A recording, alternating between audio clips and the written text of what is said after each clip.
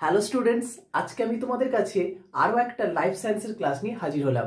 তোমাদের ANM GNM nursing entrance এক্সামের জন্য লাইফ সায়েন্সের যে চ্যাপ্টারগুলো তোমাদের খুব ইম্পর্টেন্ট, তার মধ্যেই একটা চ্যাপ্টার তোমাদের এখন চলছে, আমি করাচ্ছি, দ্যাট ইজ জৈবনিক প্রক্রিয়া। ঠিক আছে, বা জৈবনিক ক্রিয়াও বলা যেতে পারে, তোমাদের বইয়ে যেটা মেনশন করা আছে।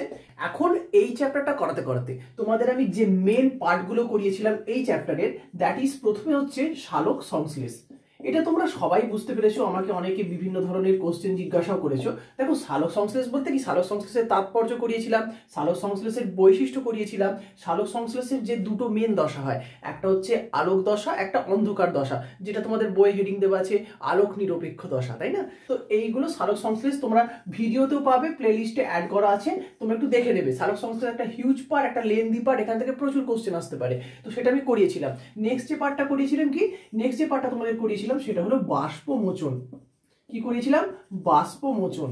এখন বাষ্পমোচন প্রক্রিয়ার তাৎপর্য, বাষ্পমোচন কিভাবে হয়, বাষ্পমোচনের জন্য উদ্ভিদ অঙ্গের ক্ষেত্রে কোন কোন জায়গাগুলো কাজে লাগে, উদ্ভিদ অঙ্গের কোন কোন জায়গাটা বাষ্পমোচনে ব্যবহৃত হয়, সবকিছু আমি তোমাদের করিয়েছিলাম। সেই প্রসঙ্গ আস্তে আস্তে জাইলেম ফ্লোয়েমের কথা উঠেছিল, জাইলেম ফ্লোয়েম কোথায়, কেন, কিভাবে তোমাদের টোটাল প্রক্রিয়াটাকে একটা সাহায্য করছে, তো সেই জিনিসগুলো আমি আলোচনা করিয়েছিলাম। এই দুটো পার্ট আমি তোমাদেরকে করিয়েছিলাম, কিন্তু এখানে একটা ব্যাপার আছে, দ্যাট ইজ এই যে সালোক সংশ্লেষ আর বাষ্পমোচন বা এই পুরো চ্যাপ্টারটাই যে জৈবনিক প্রক্রিয়া বা জৈবনিক ক্রিয়া, এই যে চ্যাপ্টারটাকে রেফার করছো, এই চ্যাপ্টারটা পড়তে পড়তে একটা মেন পার্ট আসে, সেটা হলো কিনা পরিবহন। আমি হেডিং করে দিচ্ছি বড় করে, পরিবহন। এই টার্মটা তোমরা সবাই শুনেছো, ঠিক আছে? পরিবহন। এখন এই পরিবহনটা কিসের হয়, যেটা আজকে তোমাদের ক্লাসে বলা, এই পরিবহনটা কিসের হয়? পরিবহনটা হয় তিনটে জিনিসের, এক জল, দুই খনিজ বা খনিজ পদার্থ, ঠিক আছে, খনিজ লিখে দিচ্ছি আমি শর্টে, আর তিন নম্বর কি, তিন নম্বর হচ্ছে গ্যাসীয়। তাহলে তিনটে জিনিসের পরিবহন হয়, জলের পরিবহন হয়, খনিজ পদার্থের পরিবহন হয়, গ্যাসীয় পদার্থের পরিবহন হয়। এখন জলের পরিবহন আর খনিজ পদার্থের পরিবহন, এই দুটো তো আমি তোমাদের সাথে আলোচনা করেছি। কোথায় আলোচনা করেছি? দুটো প্রক্রিয়া, ব্যাপন প্রক্রিয়া আর হচ্ছে অভিস্রবণ প্রক্রিয়া। ঠিক আছে, পরিবহনের মধ্যে কিন্তু এটা পড়ে। পরিবহনের কটা ভাগ তোমাদের আমি আগের দিন পড়িয়েছিলাম, যারা পড়েছো তাদের এটা মনে আছে। পরিবহন দু রকম হয়, পরিবহন বেসিক্যালি দু রকম হয়, একটা হচ্ছে সক্রিয় পরিবহন, ঠিক আছে, পরিবহন দু রকম হয়, একটা হচ্ছে সক্রিয় পরিবহন আর দ্বিতীয় হচ্ছে কি নিষ্ক্রিয় পরিবহন। ঠিক আছে, সক্রিয় পরিবহন, দু নম্বর হচ্ছে নিষ্ক্রিয় পরিবহন। এখন সক্রিয় পরিবহন কোনটা? যেখানে তোমার হচ্ছে এটিপির প্রয়োজন হয় বা বাইরে থেকে শক্তির প্রয়োজন হয়, সেটা হচ্ছে সক্রিয় পরিবহন। আর নিষ্ক্রিয় পরিবহন কি, যেটা অটোমেটিক হয়েই থাকে, যার জন্য কোনো শক্তির প্রয়োজন হয় না বা এটিপির প্রয়োজন হয় না, সেটা হচ্ছে নিষ্ক্রিয় পরিবহন। এক কথায় তুমি এভাবে ভেবে থাকো। তো যে নিষ্ক্রিয় পরিবহন না, যেখানে কোনো বাইরের শক্তির প্রয়োজন হয় না বা এটিপির প্রয়োজন হয় না, অটোমেটিক হয়ে যায়, সেই নিষ্ক্রিয় পরিবহনের মধ্যে এই যে নিষ্ক্রিয় পরিবহন, আই এম রিপিটিং এগেন, যেখানে কোনো বাইরের শক্তির প্রয়োজন হয় না, এই নিষ্ক্রিয় পরিবহন পড়তে গিয়ে তোমাদের আমি বলেছিলাম এই যে জল এবং খনিজের কথা, এবং সেই নিষ্ক্রিয় পরিবহনের মধ্যেই তোমার যেটা পড়ে, দ্যাট ইজ ব্যাপন এবং অভিস্রবণ। কখনো কম ঘনত্ব থেকে বেশি ঘনত্বের দিকে অণুগুলো গড়াচ্ছে, কখনো বেশি ঘনত্ব থেকে কম ঘনত্বের দিকে অণুগুলো গড়াচ্ছে। এটাও তোমাদের ভিডিও ক্লাসে দেওয়া আছে, তোমরা আগের ক্লাসগুলো একটুখানি দেখলে বা চেক করলে তোমরা পেয়ে যাবে, প্লে লিস্ট করে দেওয়া আছে। তো এই নিষ্ক্রিয় পরিবহনের মধ্যে তাহলে কি পড়ছে? নিষ্ক্রিয় পরিবহনের মধ্যে পড়ছে ব্যাপন এবং অভিস্রবণ। আমি তোমাদের টোটালটা আরেকবার বোর্ডে লিখে দিচ্ছি। পরিবহন, যেটা আমি তোমাদের বললাম পরিবহন, এই পরিবহনকে তাহলে আলটিমেটলি দুভাগে ভাগ করা হচ্ছে। কি করা হচ্ছে? একটা হচ্ছে নিষ্ক্রিয়, যেখানে বললাম বাইরের কোনো শক্তির প্রয়োজন হয় না, আরেকটা হচ্ছে সক্রিয়, যেখানে বাইরের শক্তি বা উদ্ভিদ নিজস্ব শারীরবৃত্তীয় পরিচালনা কার্য করার জন্য যে শক্তি বা এটিপি, এডিপি থেকে পিআই এটিপি হয়ে যে পরিচালনা হতে থাকে প্রসেসটা, সেটার মাধ্যমে সক্রিয় পরিবহন হয়। ঠিক আছে, আর নিষ্ক্রিয় মানে সক্রিয় পরিবহন মানে এক কথা কি বলতো, তুমি এইভাবে বোঝো যে সক্রিয় পরিবহন মানে কি, তুমি নিজে থেকে একটা কোনো কাজ করছো, তুমি নিজে থেকে হাঁটছো, সেটা হচ্ছে তোমার সক্রিয় পরিবহন। মানে উদ্ভিদ নিজে থেকে একটা কাজ করছে, সেটা হচ্ছে সক্রিয় পরিবহন। আর নিষ্ক্রিয় মানে কি বলতো, ধরো তোমাকে ঠেলে দিচ্ছে, তুমি কোনো কাজ করছো না কিন্তু ঠেলে দিচ্ছে, তুমি উল্টে পড়ে যাচ্ছ, তাই না? সেটা হচ্ছে নিষ্ক্রিয় পরিবহন। বলতে পারো নিষ্ক্রিয় পরিবহন মানে কি, তুমি জায়গা পরিবর্তন করছো বা তুমি নিজে কাজ করছো না, কিন্তু অন্যের দ্বারা কার্য হয়ে যাচ্ছে, তুমি ব্যাপারটা এরকম হচ্ছে, সেটা হচ্ছে নিষ্ক্রিয় পরিবহন।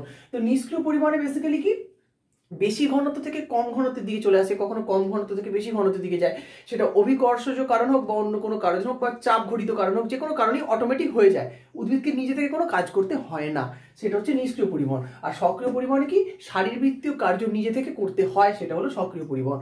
এই নিষ্ক্রিয় যে পরিবহনটা বললাম, এই নিষ্ক্রিয় পরিবহনের মধ্যে দুটো ইম্পর্টেন্ট পার্ট আসে, যে দুটোর সাথে তোমরা অলরেডি পরিচিতি তোমাদের আছে, দ্যাট ইজ ব্যাপন, এটা তোমরা জানো, আরেকটা হচ্ছে কি অভিশ্রবণ, এটাও আমি আগের দিন তোমাদের ক্লাসে বলে দিয়েছিলাম।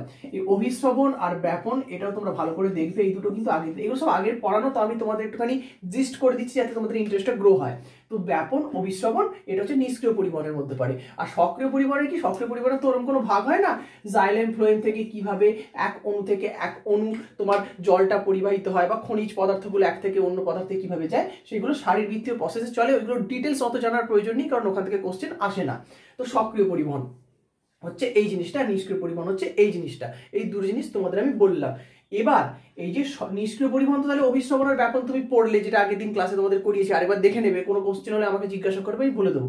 কিন্তু সক্রিয় পরিবহন যেটা, যেটা উদ্ভিদ নিজস্ব শারীরবৃত্তীয় কার্য পরিচালনার মাধ্যমে করে, সেই সক্রিয় পরিবহন চলতে চলতে না দুটো জিনিসের প্রচন্ডভাবে এখানে মেনশন করতে হয়। দ্যাট ইজ, এক নম্বর কি হচ্ছে বাষ্পমোচন, তোমার হচ্ছে বাষ্পমোচন টান, ঠিক আছে, বাষ্পমোচন টান। আর দু নম্বর হচ্ছে, এই বাষ্পমোচন টানটাকে আরেকটা জিনিস বলা হয় প্রস্বেদন টান, ঠিক আছে, প্রস্বেদন টান এই জিনিসটাকে বলা হয় বাষ্পমোচন টান বা প্রস্বেদন টান এটা। আচ্ছা, দু নম্বর যে জিনিসটা, সেটা হচ্ছে এর মধ্যেই পড়ে, এই সক্রিয় যে পরিবহন তুমি পড়ছো, এই সক্রিয় পরিবহনের মধ্যেই সেই জিনিসটা পড়ে, সেটাকে বলা হয় অ্যাসেন্ট অফ স্যাপ, বা বাংলায় বলা হয় রসের উৎস্রোত, ঠিক আছে, রসের উৎস্রোত, এটা হচ্ছে খন্ডিত্ব। তো রসের উৎস্রোত, তাহলে কি সক্রিয় পরিবহন যেটা উদ্ভিদ নিজস্ব শারীরবৃত্তীয় কার্য পরিচালনা করার মাধ্যমে করে, তার দুটো ভাগ আছে বা দুটো জিনিসপত্র সেখানে জানতে হয়, ভাগ আছে বলাটা ভুল, দুটো জিনিসপত্র সেখানে জানতে হয়, দ্যাট ইজ বাষ্পমোচন টান বা প্রস্বেদন টান, আর একটা হচ্ছে রসের উৎস। দেখো, এই জিনিসগুলো আমি তোমাদের কাছে এইভাবেই জিস্ট করছি, যেটা তোমাদের এইভাবে বুঝতে সুবিধে হয়, কারণ বইয়ে যেভাবে দেওয়া আছে না, ওইভাবে বুঝতে গেলে তোমাদের 1 বছর চলে যাবে, তাও তোমরা জিস্ট করতে পারবে না, আর ওভারঅল কভার করে উঠতে পারবে না, ইন্টারেস্ট গ্রো হবে না পড়ার প্রতি। বাট এইভাবে যেভাবে বলছি আমি, সিরিয়ালি তোমাদের একটা ইন্টারেস্ট গ্রো হবে। আমি কাটছাট করে এখান থেকে ওখান থেকে নিয়ে বিভিন্ন জিনিসগুলোকে একসাথে করে তোমাদের বলছি, যাতে তোমাদের বুঝতে সুবিধা হয়। তাহলে সক্রিয় পরিবহন আর নিষ্ক্রিয় পরিবহনের বেসিক তফাৎটা তোমরা বুঝতে পারলে আশা করছি। তো এই জিনিসটা হচ্ছে বেসিক তফাৎ। তাহলে নিষ্ক্রিয় পরিবহন তুমি ভুলে যাও, এখন অভিশ্রবণ, ব্যাপন এগুলো তোমাদের করিয়ে দিয়েছি, নিষ্ক্রিয় পরিবহনটা ভুলে যাও। তুমি এখন পড়ছো আজকে সক্রিয় পরিবহন। তাহলে সক্রিয় পরিবহনে কি পড়ছো, বাষ্পমোচন টান বা প্রস্বেদন টান, আর হচ্ছে রসের উৎস। এবার এইগুলো নিয়ে আমি তোমাদের সাথে একটু ডিসকাস করব। ধরো একটা উদ্ভিদ, ঠিক আছে, ধরো একটা উদ্ভিদ, ঠিক আছে, এটা একটা উদ্ভিদ, এটা একটা উদ্ভিদ। তো উদ্ভিদের এই ধরো মাটি থেকে জলটা এইভাবে ওপর দিকে উঠছে, এই ঘটনা ঘটে তো নাকি, এই জিনিসটাই ঘটে, জলটা উপরে উঠে দিয়ে কাণ্ডে পৌঁছচ্ছে, পাতায় পৌঁছচ্ছে, গাছের বিভিন্ন জায়গাতে পৌঁছচ্ছে, জলটা উপর দিকে উঠছে, আমি অ্যারো সাইনটা উপর দিকে দিচ্ছি, ঠিক আছে, জলটা উপর দিকে উঠছে। তো ঘটনাটা কি করছে দেখো, এই যে অভিকর্ষের বিপরীতে, অভিকর্ষ তো সবসময় নিচের দিকে থাকে, কিন্তু অভিকর্ষের বিরুদ্ধে যে জলটা উঠছে, তার মানে কি উদ্ভিদকে নিজস্ব শারীরবৃত্তীয় কার্য করতে হচ্ছে, তাই না? তার মানে জলটা অভিকর্ষের বিরুদ্ধে ওপর দিকে উঠছে। কিভাবে উঠছে না, প্রথমে হচ্ছে মূলরোম থেকে এই কাণ্ডে থাকে জাইলেম বাহিকা, এটা তোমরা পড়েছো আগে থেকে, ঠিক আছে, জাইলেম বাহিকা হয়ে পাতায় বা ছোট ছোট কাণ্ডের বিভিন্ন জায়গাতে পৌঁছায়, যেখানে উদ্ভিদের রান্না হয়, উদ্ভিদের কুকিং হয়, সালোক সংশ্লেষ প্রক্রিয়া সম্পন্ন হয়। তো এইভাবে বিভিন্ন জায়গাতে জিনিসটা পৌঁছচ্ছে, জলটা পৌঁছচ্ছে, জল বা খনিজ পদার্থ এই জিনিসগুলো পৌঁছচ্ছে। তো এই যে অভিকর্ষের বিরুদ্ধে জলের যে উপরের দিকে যাবার পরিবহন হবার একটা ক্ষমতা বা পরিবহন হবার একটা পদ্ধতি, এই জিনিসটাকে বলা হচ্ছে রসের উৎস্রোত। রস কেন বলা হচ্ছে, জল কেন বলা হচ্ছে না, কারণ জল এবং জলে দ্রবীভূত খনিজ লবণ, মানে কি খনিজ লবণটা যখন জলে থাকে তখন একটা মিক্সড একটা পদার্থ তৈরি হয়, জলীয় পদার্থ বা আঠালো জাতীয় পদার্থ, সেই জন্য সবকিছু মিলিয়ে একটা কমন ওয়ার্ড ইউজ করা হচ্ছে, যেটাকে বলা হচ্ছে রস, সেই জন্য বলা হচ্ছে রসের উৎস্রোত। তো এই যে উৎস্রোত মানে ওপরের দিকে যে স্রোতটা ঘটছে বা পরিবহন একটা প্রবাহ ঘটছে, সেই জিনিসটাকে বলা হচ্ছে রসের উৎস্রোত। বুঝতে পারলাম? তো এই জিনিসটা তোমাদের জানতে হয়, সেটা হলো রসের উৎস্রোত। আর দেখো, বাষ্পমোচন টান বা প্রস্বেদন টানটা বলতে কি বোঝাচ্ছে, এটা একটা ভালো করে শোনো। বাষ্পমোচন টান বলতে বোঝায় উদ্ভিদ বাষ্পমোচন আগের দিন পড়িয়েছি। বাষ্পমোচন মানে কি, মানে ধরো উদ্ভিদ দেহের যে অতিরিক্ত জলটা আছে, সেই জলটা কি উদ্ভিদ হাওয়াতে ছেড়ে দিচ্ছে, জলটাকে উদ্ভিদ হাওয়াতে ত্যাগ করে দিচ্ছে। যেমন আমাদের দেহে যখন আমরা অতিরিক্ত যে জলটা সেটা ঘামের মাধ্যমে আমাদের শরীর থেকে বাইরে চলে যায়, বা আমরা যখন টয়লেট করি টয়লেটের মাধ্যমে জলটা বাইরে চলে যায়, তাই না? অতিরিক্ত জলটা আমরা বাইরে বার করে দিই। তো উদ্ভিদ ওইভাবে বাষ্পমোচন প্রক্রিয়ার মাধ্যমে জলটাকে বাইরে বার করে দিচ্ছে। তো জলটা যখন বাইরে বেরোচ্ছে, এবার বাষ্পমোচন যখন হতেই থাকছে, তখন কি জলের কিছুটা ঘাটতি হয়ে যাচ্ছে। মানে ধরো আগে হয়তো উদ্ভিদদের কথার কথা বলছি বোঝানোর জন্য হয়তো 50 লিটার জল লাগতো, কথার কথা বলছি। এখন বাষ্পমোচনে হয়তো 3 লিটার জল উদ্ভিদ ছেড়ে দিচ্ছে, ঠিক আছে? 3 লিটারের পর আরো যখন ছাড়ছে, 4 লিটার যখন আরো ছেড়ে দিল, তখন কি হচ্ছে, কিছুটা জলের ঘাটতি উদ্ভিদে রয়ে যাচ্ছে। উদ্ভিদ তখন মনে করছে যে না, এতটা না ছাড়লেও ঠিক হতো, আমার আরো কিছুটা জল আমার প্রয়োজন। এখন কিন্তু জল তো আমি ছেড়ে দিয়েছি, তাহলে জলটা আমি কোথা থেকে পাবো? তখন কি রসের উৎসের মাধ্যমে সেই ঘাটতি জলটা আমরা পূরণ করছি। বুঝতে পারছি? তাহলে ব্যাপারটা কি দাঁড়াচ্ছে, যে বাষ্পমোচন ঘটছে, বাষ্পমোচন ঘটার জন্যই কিন্তু রসের উৎসোধ ঘটছে।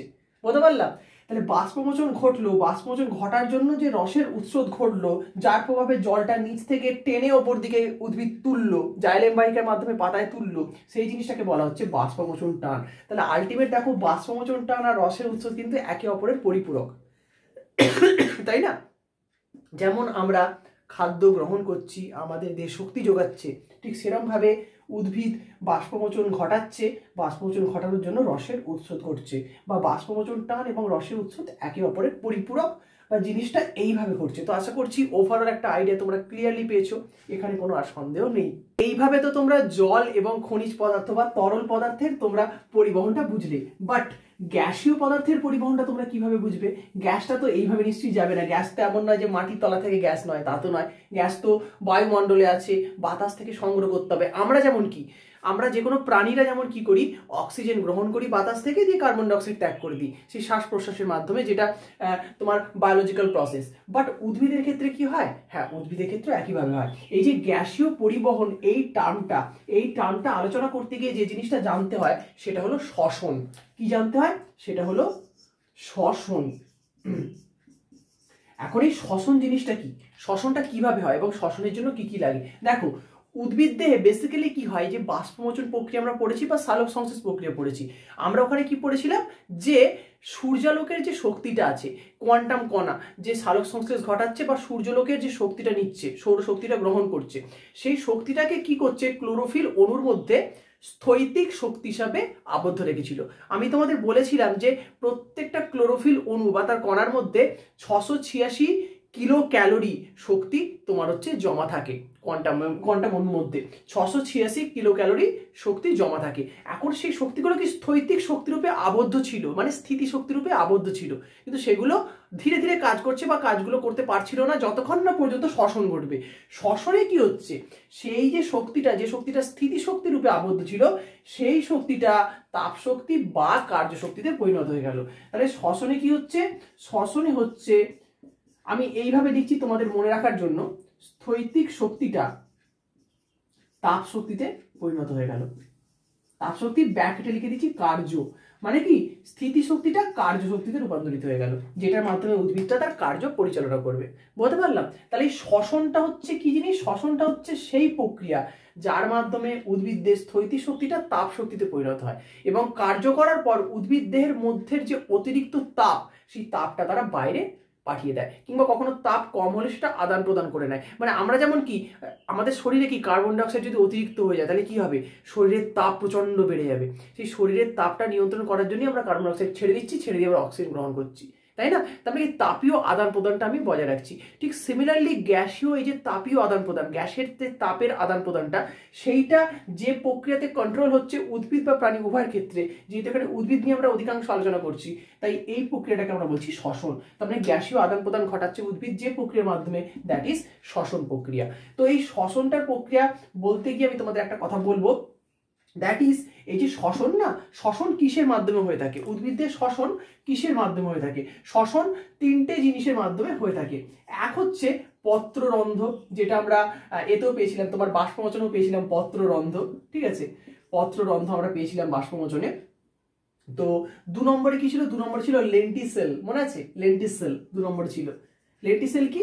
লেন্টিসেল হচ্ছে তোমার হচ্ছে কাণ্ড, মানে ধরো কাণ্ড বা উদ্ভিদের যে ত্বক, দেহ ত্বক বা দেহ আবরণ উদ্ভিদের, সেই আবরণ এগুলোই বা কাণ্ডের যে মোটা যে কাণ্ডগুলো থাকে, সেই কাণ্ডের গায়ে গায়ে ছোট ছোট ছোট ছোট ছিদ্র থাকে, যেগুলো দেখা যায় না, চোখে দেখা যায় না, বাট মাইক্রো ইলেকট্রন অনুবীক্ষণ যন্ত্রে যদি আমরা দেখতে যাই তখন দেখা যায়, সেগুলো খুঁজে পাওয়া যায়। সেই লেন্টিসেলের মাধ্যমে বাষ্পমোচন ঘটছিল। ঠিক সিমিলারলি সেই লেন্টিসেলের মাধ্যমে তোমার হচ্ছে শ্বসন ঘটে। ঠিক আছে, তাহলে পত্ররন্ধ্র লেন্টিসেল যেমন বাষ্পমোচনের ক্ষেত্রে ছিল, সেই দুটো জিনিস এখানেও আছে, শ্বসনও ঘটছে পত্ররন্ধ্র লেন্টিসেলের মাধ্যমে। কিন্তু বাষ্পমোচনের 3 নম্বর একটা পয়েন্ট ছিল, দ্যাট ওয়াজ কিউটিকল। কিউটিক্যাল আবরণ নিয়ে আমি বলেছিলাম কোশ্চেন আছে। কিউটিক্যাল কিনা পাতা, পাতার হচ্ছে ওপর নিচে আবরণ থাকে, আঠালো আবরণ থাকে, যার মাধ্যমে ছোট ছোট ফুটো থাকে, সেই ফুটোর মাধ্যমে বাষ্পমোচন হতো। বাট এখানে শ্বসনের ক্ষেত্রে কিউটিক্যালের কোনো ব্যাপার নেই। শ্বসনের ক্ষেত্রে পত্ররন্ধ্র এবং লেন্টিসেল ছাড়া আরেকটা যে জিনিস থাকে, দ্যাট ইজ শ্বাসমূল। এখন এই শ্বাসমূল নিয়ে তোমরা সবাই আগে পড়েছো বা শ্বাসমূলের সাথে তোমাদের সবার পরিচিতি আছে। যেমন ধরো যেগুলো হচ্ছে নোনা অঞ্চলে হয়, যেমন ধরো ম্যানগ্রোভ অরণ্য, ম্যানগ্রোভ, সুন্দরী, গরান, গেউ, এইসব যে গাছগুলো থাকে, এই গাছগুলোর ক্ষেত্রে কি শ্বাসমূল বা ঠেসমূল থাকে। মাটির ওপরে গাছগুলো যে মূলটা না, মূলটা হচ্ছে মাটির ওপরে এরকমভাবে উঠে থাকে, এগুলো তোমরা পড়েছো ছোটবেলায়। তার মাধ্যমে গ্যাসীয় আদান প্রদান ঘটাতে থাকে, কারণ ওখানে বালি অঞ্চল এবং সেখানে মানে ঠিকঠাকভাবে ওরা জলও পায় না ভালোভাবে, এবং গ্যাসীয় আদান প্রদানও ঠিকভাবে ওরা ঘটাতে পারে না। তাই সেই কারণে ওদের ক্ষেত্রে শ্বাসমূল বা ঠেসমূল থাকে, যার মাধ্যমে CO2 O2 আদান প্রদান হয়, শ্বাস প্রক্রিয়ায় সবকিছুই সাহায্য করে, তো প্রত্যক্ষ এবং পরোক্ষভাবে। তো সেই জন্য শ্বাসমূলটা শ্বসন প্রক্রিয়ার মধ্যে পড়ে। লেন্টিসেলের কিন্তু এখানে কোনো জায়গা নেই। তাহলে এটা তোমরা জেনে রাখো যে পরিবহনে পত্ররন্ধ্র, লেন্টিসেল এবং শ্বাসমূল এই 3টে জিনিস লাগে। গ্যাসীয় পরিবহনের ক্ষেত্রে মনে রাখবে তুমি এটা, বা শ্বসনের ক্ষেত্রে এই 3টে জিনিস কাজে লাগে, যেখানে বাষ্পমোচনের ক্ষেত্রে পত্ররন্ধ্র, লেন্টিসেল এবং কিউটিকল কাজে লাগতো। ঠিক আছে, তো এই জায়গাটা কিন্তু কখনো কনফিউজ হবে না। এই যে শ্বসন, শ্বসনকে দুভাগে ভাগ করা যায়, একটা হচ্ছে সবাত শ্বসন, একটা হচ্ছে অবাত শ্বসন। ঠিক আছে, সবাত শ্বসন আর অবাত শ্বসন। সবাত শ্বসনটা কি না, সবাত শ্বসনটা হচ্ছে অক্সিজেনের উপস্থিতিতে ঘটে। সবাত শ্বসনটা কি, সবাত শ্বসনটা হচ্ছে অক্সিজেনের উপস্থিতিতে ঘটে। আর অবাত শ্বসনটা কি, অবাত শ্বসনটা অক্সিজেনের অনুপস্থিতিতে ঘটে, মানে অক্সিজেন থাকে না ওখানে, ডিরেক্ট অক্সিজেন কার্য করে না। এখন এর মানেটা কি হলো না স্যার, এর মানেটা ঠিক আমি তো বুঝতে পারলাম না। হ্যাঁ, সবাত শ্বসনের ক্ষেত্রে কি হয়, শ্বসন বস্তু, শ্বসন বস্তু বলতে কি বোঝা যায় না, শ্বসন বস্তু বলা হয় গ্লুকোজকে, এটা মনে রাখবে। আমি লিখে দিচ্ছি, শ্বসন বস্তু, শ্বসন বস্তু কাকে বলা হয়, গ্লুকোজ, C6H12O6, এটা হচ্ছে গ্লুকোজের তোমার হচ্ছে রাসায়নিক চিহ্ন।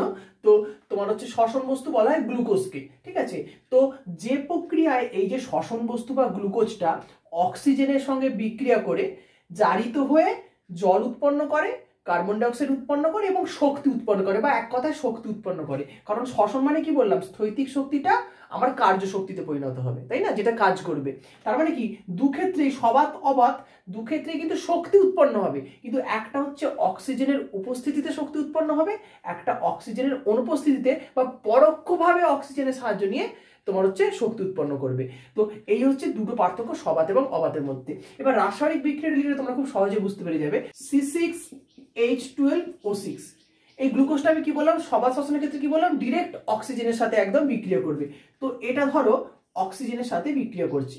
ঠিক আছে, অক্সিজেনের সাথে বিক্রিয়া করে তোমাকে বললাম কি উৎপন্ন হবে, কার্বন ডাই অক্সাইড আর জল উৎপন্ন হবে, অ্যাজ ইউজুয়াল যেটা উৎপন্ন হয়। তো কি উৎপন্ন হবে, সেখানে উৎপন্ন হবে কার্বন ডাই অক্সাইড প্লাস জল উৎপন্ন হবে, আর একটা কি বলবো, আর শক্তি উৎপন্ন হবে। শক্তিকে আমি এনার্জি ই দিয়ে প্রকাশ করছি। ঠিক আছে, শক্তিকে আমি এনার্জি বা ই দিয়ে আমি প্রকাশ করে দিচ্ছি। ঠিক আছে, তো এখানে এবার এটাকে একটু ব্যালেন্স করে নিতে হয়, 6, এটাও 6 হবে। ঠিক আছে, এনার্জি উৎপন্ন হচ্ছে। আর এটা হচ্ছে উৎসেচক, উভয় ক্ষেত্রেই উৎসেচকের তোমার হচ্ছে ভূমিকা থাকবে। ঠিক আছে, উৎসেচকের ভূমিকা থাকবে উভয় ক্ষেত্রে। তো এই হচ্ছে বিক্রিয়াটা। এই বিক্রিয়াটা তুমি দেখো, গ্লুকোজটা, এটা হচ্ছে গ্লুকোজ, গ্লুকোজটা ডিরেক্ট দেখো অক্সিজেনের সাথে বিক্রিয়া করে যাচ্ছে, 6 অণু অক্সিজেনের সাথে বিক্রিয়া করছে, দিয়ে এই জিনিসগুলো উৎপন্ন করছে। এইটা হচ্ছে শক্তি, শক্তি উৎপন্ন করছে। এটা হচ্ছে কি সবাত শ্বসন। অবাত শ্বসনের ক্ষেত্রে কি হয়, অবাতের ক্ষেত্রেও সিমিলারলি, এটা হচ্ছে অবাত, অবাতের ক্ষেত্রে সিমিলারলি কি হবে, একই রকম, এই যে তোমার গ্লুকোজটা শ্বসন বস্তু তো উভয় ক্ষেত্রে থাকবে, সেটা হলো কিনা C6H12O6, বাট এখানে ডিরেক্ট তো অক্সিজেনের সাথে বিক্রিয়া করবে না, আমি বলেই দিয়েছি অবাত শ্বসনে ডিরেক্ট অক্সিজেনের সাথে বিক্রিয়া করবে না। তাহলে এখানে কি হবে, অক্সিজেন ঘটিত কোনো যৌগের সাথে বিক্রিয়া করবে। বাতাসে যে সমস্ত অক্সিজেন ঘটিত যৌগগুলো ঘোরাফেরা করছে সেখান থেকে কোনো একটা যৌগ নিয়ে বিক্রিয়া করবে। যেমন ধরো তোমার হচ্ছে নালফেট, এই নাইট্রেট, বা ধরো সাইট্রেট, বা ধরো কার্বনেট, ওগুলোর চিহ্ন কি হয় SO3, ঠিক আছে। এটা যেমন তোমার ধরো সাইট্রেট, তোমার হচ্ছে নাইট্রেট NO3, কার্বনেট CO3, এরকম ধরনের যে কোনো একটা যৌগের সাথে জিনিসটা বিক্রিয়া করবে। যেমন ধরো SO3 C3 এর সাথে যদি বিক্রিয়া করে ডিরেক্ট, তখন কি হবে, SO3 এর সাথে বিক্রিয়া করছে, আগে যেমন দেখো শুধু অক্সিজেনের সাথে বিক্রিয়া করেছিল, এখন দেখো SO3 এর সাথে বিক্রিয়া করছে। বিক্রিয়া করে কি হবে, এখানে তো উৎসেচক থাকবেই কমন, ঠিক আছে, উৎসেচক কমন। বিক্রিয়া করে কি হবে, বিক্রিয়া করে উৎপন্ন হবে কার্বন ডাই অক্সাইড। জল আর উৎপন্ন করবে না, কারণ ডিরেক্ট তো অক্সিজেনের সাথে বিক্রিয়া করছে না, তাই জল উৎপন্ন করবে না। তো সেক্ষেত্রে কি হবে, SO2 উৎপন্ন করবে, সালফার ডাইঅক্সাইড, আর কি হবে, এনার্জি উৎপন্ন করবে, ঠিক আছে। আর কি হবে, এনার্জি উৎপন্ন করবে। এটা 12 অণু, এটা 6 অণু, এটাও 12 অণু, ঠিক আছে। তো বিক্রিয়াটা হচ্ছে তোমার এইভাবে তোমার হচ্ছে পরিচালনা হবে। এবার তফাৎটা কি হচ্ছে, তাহলে এইটা হচ্ছে প্রথমে একটা সবাত শ্বসন ছিল, এইটা হলো অবাত শ্বসন হলো, ঠিক আছে। তাহলে তফাৎ দেখো দুটোর মধ্যে, বেসিক্যালি তফাৎটা কি হলো, বেসিক্যালি তফাৎটা হলো এখানে ডিরেক্ট অক্সিজেনের সাথে বিক্রিয়া করেছিল, কিন্তু এখানে দেখো অক্সিজেন ঘটিত একটা যৌগের সাথে বিক্রিয়া করেছে, ডিরেক্ট অক্সিজেনের সাথে বিক্রিয়া করেনি।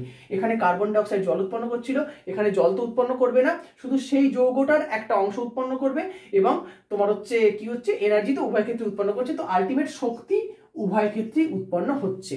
কিন্তু তফাৎ থাকবে, সবাত শ্বসনে যেহেতু ডিরেক্ট অক্সিজেনের সাথে বিক্রিয়া করেছে, তাই ওখানে শক্তির পরিমাণটা অনেক বেশি। সেই শক্তির পরিমাণটা কত, এইখানে যে ইটা উৎপন্ন হচ্ছে সেটা হলো 686 কিলো ক্যালোরি শক্তি উৎপন্ন হচ্ছে, আর এইখানে যে শক্তি উৎপন্ন করছে এটা কত, মাত্র 50 কিলো ক্যালোরি শক্তি উৎপন্ন করছে। তাহলে সবাত শ্বসনের ক্ষেত্রে উৎপন্ন শক্তির মান 686 ক্যালোরি, যেখানে অবাত শ্বসনের ক্ষেত্রে উৎপন্ন শক্তির মান মাত্র 50 ক্যালোরি। তো এই দুটো জিনিস ভালোভাবে তোমরা মনে রাখবে। শ্বসনের কিন্তু এই দুটো জিনিস খুব ইম্পর্টেন্ট পার্ট। গ্যাসীয় পরিবহন থেকে আমরা এলাম শ্বসনে। শ্বসনের দুটো ভাগ, সবাত শ্বসন এবং অবাত শ্বসন।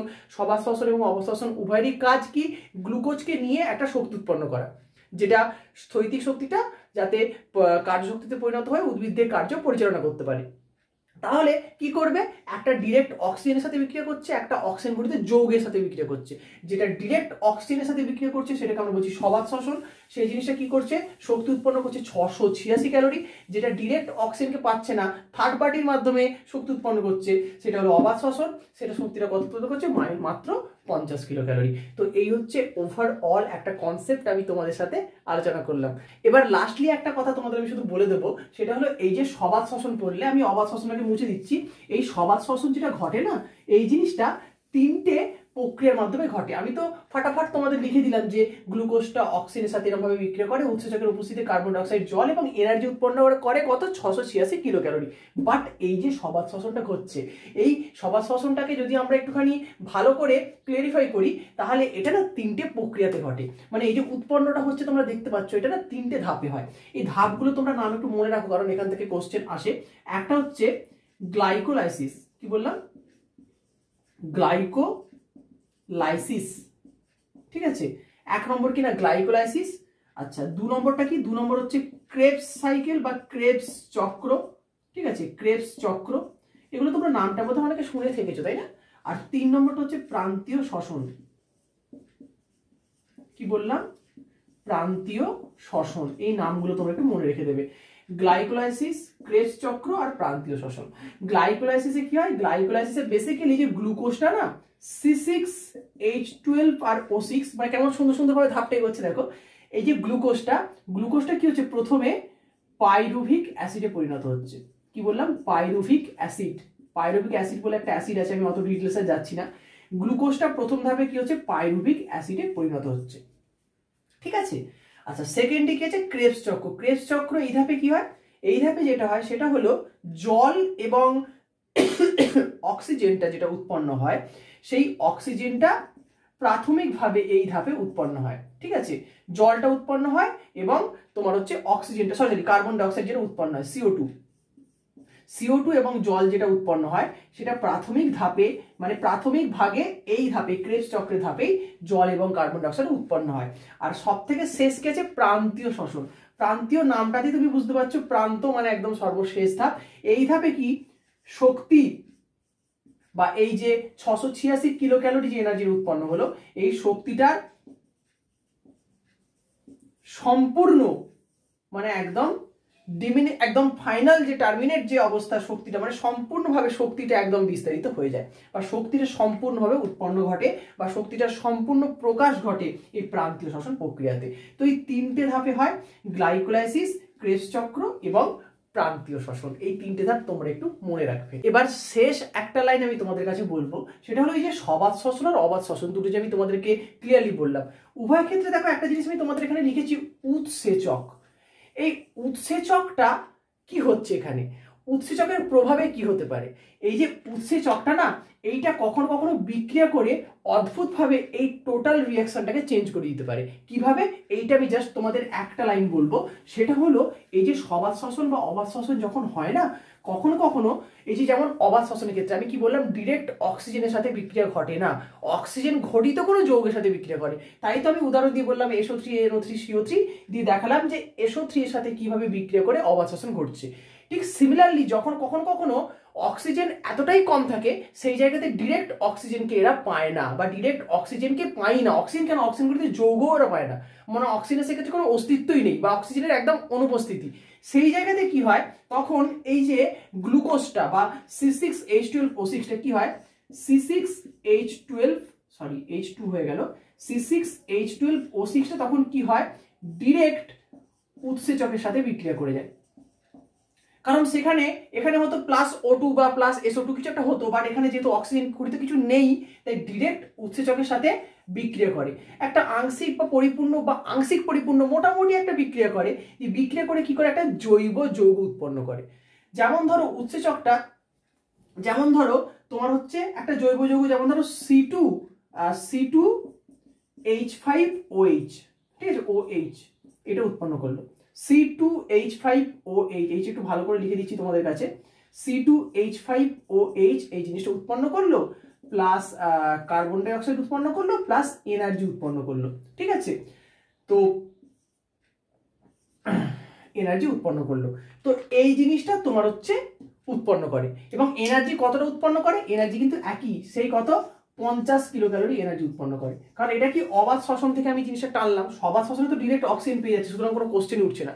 অবাত শ্বসনের ক্ষেত্রে এমনিতেই অক্সিজেনটা কম পায়, অক্সিজেন গুলিতে যৌগ পায়, বাট যদি যৌগ যদি না পায়, কিছুই না পায়, ঢাল নেই, তরল নেই, নিধিরাম সর্দার, কিছুই পাচ্ছে না, সেক্ষেত্রে কি হয়, ডিরেক্ট উৎসেচকের সাথে বিক্রিয়া করে যাচ্ছে। সেক্ষেত্রে বিক্রিয়া করে কি উৎপন্ন করছে না, একটা এটা ধরো ইথাইল অ্যালকোহল, তো একটা ইথাইল অ্যালকোহল যেটা একটা জৈব যৌগ, একটা জৈব যৌগ উৎপন্ন করে, কার্বন ডাই অক্সাইড উৎপন্ন করে, এবং 50 কিলো ক্যালোরি যে অক্সিজেনটা অবাত শ্বসনে উৎপন্ন করতো, অক্সিজেন বলি এনার্জিটা, সেই এনার্জিটি উৎপন্ন করছে। এই যে বিক্রিয়াটা হচ্ছে যেখানে অক্সিজেনের অনুপস্থিতিতে শ্বসন বস্তু বা গ্লুকোজটা ডিরেক্ট উৎসেচকের সাথে আংশিক বা মোটামুটি আংশিক পরিপূর্ণভাবে বিক্রিয়া করছে, এই বিক্রিয়াটাকে আমরা কি বলছি, সন্ধান। কি বলছি, এই বিক্রিয়াটাকে আমরা বলছি সন্ধান। এখান থেকে প্রশ্ন আসে যে সন্ধানের ক্ষেত্রে শ্বসন বস্তু উৎসেচকের সাথে বিক্রিয়া করে কত অণু শক্তি উৎপন্ন করে। অনেকে কনফিউজ হয়ে যায় যে সন্ধানটা কি প্রক্রিয়া, স্যার তো বলেছিলেন সবাত শ্বসন অবাত শ্বসন, তখন এই জিনিসটা কনফিউজ হয়ে যায়। বা অনেক ক্ষেত্রে এই কোশ্চেনটা দেয় যে সন্ধান প্রক্রিয়ায় গ্লুকোজ কার সাথে বিক্রিয়া করে, গ্লুকোজ ডিরেক্ট উৎসেচকের সাথে বিক্রিয়া করে, কারণ সেক্ষেত্রে অক্সিজেনও নেই, অক্সিজেন ঘটিত কোনো যৌগও নেই। তো এই জিনিসটা মাথায় ভালো করে ঢুকিয়ে রাখবে।